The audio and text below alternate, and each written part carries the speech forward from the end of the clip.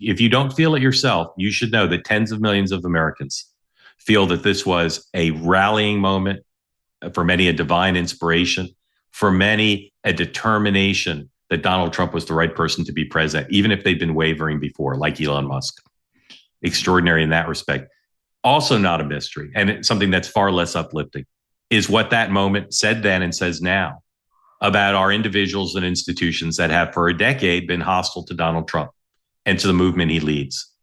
Okay. If you see that group, that second group through the prism of the shooting, the way this was covered both at the time and to this day, it's a story about corporate media and their hostility to Donald Trump and their loss of credibility in the eyes of people, again, including people who weren't supporters of Donald Trump.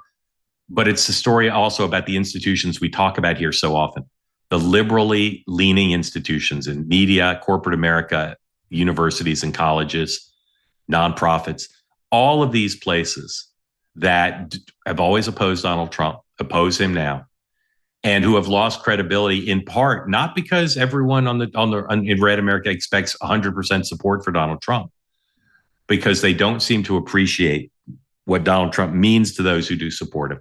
It's an extraordinary thing. And this failure to cover Butler in real time and going forward as they would have and should have had it been a Democrat, that's not just some sort of minor misstep. It wasn't a short-term failure of judgment or getting the tone wrong on live TV.